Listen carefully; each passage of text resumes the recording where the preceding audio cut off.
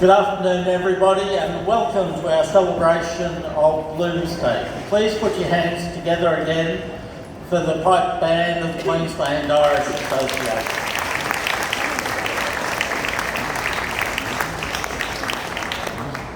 We're on the lands of the Jagera and Turrbal peoples, the first storytellers of this land, and we pay our respects to their elders past and present, and to any First Nations people who have joined us today.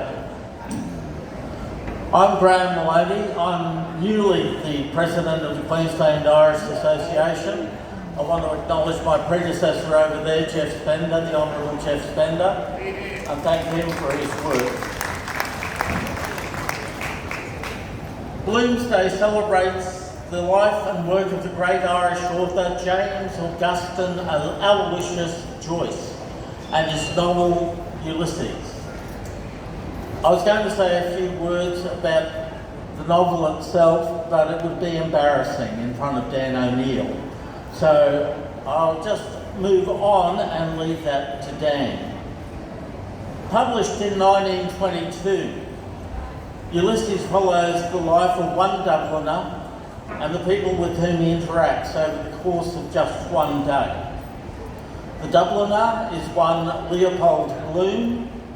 The day is 16 June 1904, hence Bloomsday on the 16th of June. It's 122 years since the day Leopold wandered Dublin, but the celebration of Bloomsday really gathered pace around about 1954, the 50th anniversary. On that day, a group of literary figures, including Patrick Kavanagh, decided to reenact the events in Ulysses. They organised two old-fashioned horse-drawn cabs for the occasion. Each took a role from the characters in the book, and they planned to follow Leopold's path through Dublin. Alas, it is reported, the pilgrimage was abandoned halfway through when the weary pilgrims succumbed to inebriation and rancour at the Bailey pub, which was owned by one of their number. But since then, the Bloomsday has spread worldwide. It'll take some imagination for you to place yourself in Dublin at this time, because Dublin's in the northern hemisphere. It's summer there now, whereas here in Brisbane it's winter. So try as hard as you can to imagine that it's 18 degrees Celsius and raining, as it will be in Dublin later today, compared with the 22 degrees Celsius in wintry Brisbane. Enjoy the Bloomsday performance brought to you by the Historical and Cultural Committee of the Queensland Irish Association and made live by our performers here today.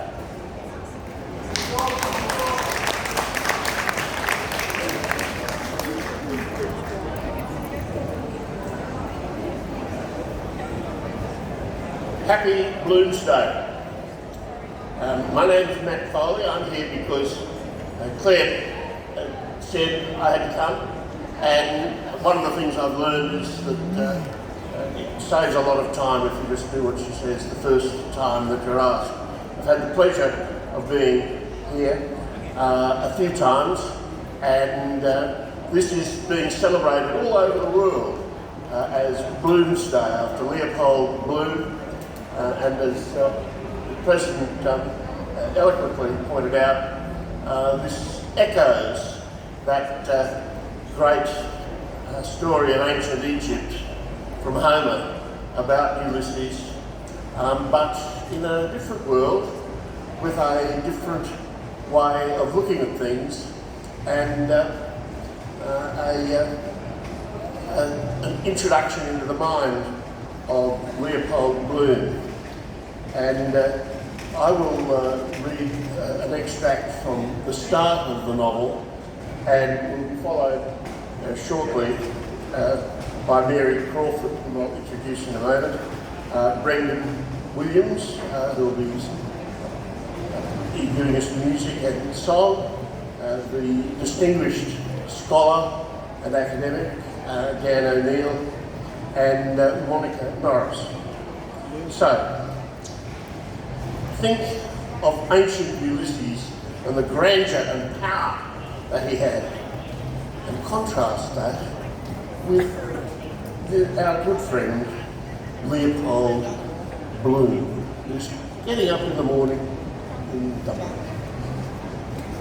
Mr. Leopold Bloom ate with relish the inner organs of beasts and fowls. He liked thick goblet soup, nutty gizzards, a stuffed roast heart, liver slices, fried with custard crumbs, fried hen cod roes. Most of all, he liked grilled mutton kidneys, which gave his palate a fine tang of faintly scented urine. Kidneys were in his mind as he moved about the kitchen softly, writing her breakfast things on the humpy tray. Gelid light and air were in the kitchen, but out of doors, gentle summer mornings everywhere made him feel a bit peckish. The coals were reddening. Another slice of bread and butter, 3, 4, right? She didn't like her plate full. Right, he turned from the tray.